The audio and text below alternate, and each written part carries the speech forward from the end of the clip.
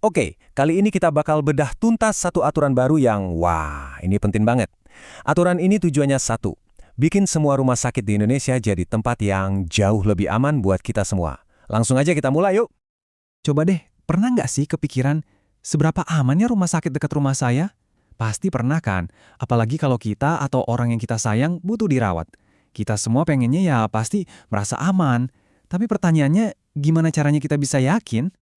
Nah, buat ngejawab rasa khawatir kita semua itu, Kementerian Kesehatan baru aja ngerilis standar baru. Anggap aja ini kayak buku saktinya gitu, jadi acuan resmi buat akreditasi. Dan ya, buku inilah yang bakal kita kulik bareng-barang sekarang. Oke, jadi ada 5 poin utama yang bakal kita bahas. Pertama, soal misi keselamatan pasien. Kedua, aturan main baru 2024. Ketiga, nah ini penting, siapa yang bertanggung jawab. Keempat, soal membangun budaya aman. Dan terakhir, gimana sih cara penilaiannya? Yuk, kita mulai dari yang pertama. Oke, kenapa sih standar baru ini perlu banget? Gini deh, bayangin rumah sakit itu kayak sebuah orkestra yang super kompleks. Ada banyak banget pemainnya, mulai dari dokter, perawat, sampai ke alat-alat canggih. Nah, standar baru ini tugasnya jadi kayak dirigen, memastikan semua pemain ini mainnya harmonis, nggak ada yang false, demi satu tujuan utama, yaitu tadi, keselamatan pasien. Terus, akreditasi itu apa sih? Gampangnya gini, akreditasi itu semacam stempel jempol resmi dari pemerintah. Kalau sebuah rumah sakit udah dapat akreditasi, artinya mereka udah lulus ujian. Mereka udah dinilai dan terbukti memenuhi semua standar mutu dan keselamatan yang wajib dipenuhi. Oke, sekarang kita masuk ke intinya nih. Aturan main yang baru di tahun 2024. Ini dia, kitab suci baru yang bakal dipakai buat menilai performa semua rumah sakit di Indonesia. Ini dia nama resminya. Emang sih kedengarannya teknis dan panjang banget ya.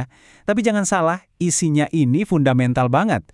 Dokumen inilah yang jadi pegangan ibaratnya kunci jawaban buat para penilai atau surveyor pas ngecek setiap rumah sakit. Oke, aturannya udah ada. Terus, siapa yang megang tanggung jawabnya? Nah, enaknya di peraturan baru ini, semuanya dipetakan dengan super jelas. Ada rantai komando yang rapi, dari level paling atas sampai ke staf yang di lapangan. Kita mulai dari puncak piramida ya.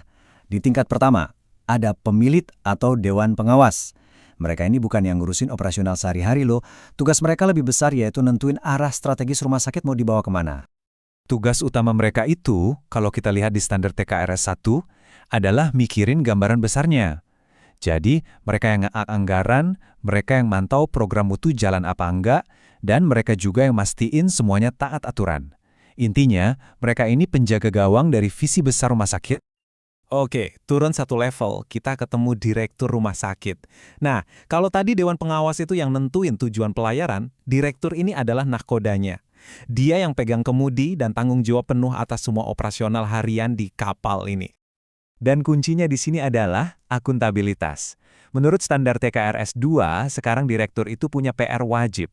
Setiap 3 bulan harus laporin progres program mutu, dan setiap 6 bulan laporin program manajemen risiko. Ini tuh penting banget karena artinya ada siklus perbaikan terus-menerus yang nggak boleh berhenti. Sekarang, kita turun lagi ke mereka yang ada di garda terdepan. Siapa lagi kalau bukan para kepala unit? Mereka ini kapten-kapten di setiap departemen, entah itu di unit klinis kayak UGD atau ICU, sampai unit non-klinis kayak bagian keuangan. Nah, para kepala unit inilah sesuai standar TKRS 9 yang punya tugas super penting, nerjemahin strategi besar dari direksi jadi tindakan nyata di lapangan. Mereka lah yang mastiin timnya punya semua yang dibutuhin, dari staf yang cukup, peralatan yang benar, sampai koordinasi yang solid. Di level inilah standar keselamatan itu benar-benar dieksekusi. Oke, sekarang kita bahas salah satu perubahan yang menurut saya paling krusial dari standar baru ini. Ini bukan lagi soal nambahin prosedur atau checklist, bukan. Ini soal mengubah mindset. Geser dari yang tadinya sibuk nyari siapa yang salah, jadi fokus ke apa yang salah dari sistemnya. Bedanya tuh jauh banget. Di satu sisi ada budaya menyalahkan atau blame culture. Di sini, kalau ada staf bikin salah, dia bakal takut banget buat ngaku, karena pasti dihukum. Nah, standar baru ini, khususnya TKRS 13, mendorong ke arah sebaliknya, budaya adil atau just culture. Di sini, kalau ada yang laporin kesalahan atau insiden, itu justru dianggap hadiah. Kenapa? Karena itu adalah kesempatan emas buat kita semua memperbaiki sistem, biar kejadian yang sama nggak keulang lagi. Coba deh, kita resapi kutipan dari peraturannya ini. Ini intinya banget. Ada jaminan kalau orang bisa laporin kesalahan tanpa perlu takut kena sanksi. Ini dia, game changernya. Kalau ini bisa jalan, bakal tercipta lingkungan kerja di mana keterbukaan itu dihargai. Semuanya demi satu tujuan, perbaikan bareng-bareng. Oke, standarnya keren, budayanya juga mau diubah. Pertanyaannya, gimana cara nilainya? Gimana cara surveyor tahu ini semua beneran jalan? Nah, mereka nggak cuma bakal duduk manis baca dokumen loh, mereka punya 5 metode andalan buat menginvestigasi bukti nyata di lapangan. Ini dia nih, 5 senjata para surveyor, disingkat RDOWS. R itu regulasi, mereka cek semua kebijakan dan SOP. D itu dokumen, mereka lihat bukti catatannya. Tapi nggak cuma itu, ada O alias observasi, mereka bakal ngeliatin langsung prosesnya. Terus ada W, wawancara, mereka bakal ngobrol sama semua orang, dari direktur, staf, sampai pasien dan keluarga. Dan yang paling seru, S alias simulasi, staf bakal diminta buat peragain skenario darurat, misalnya kode biru. Jadi benar-benar diuji.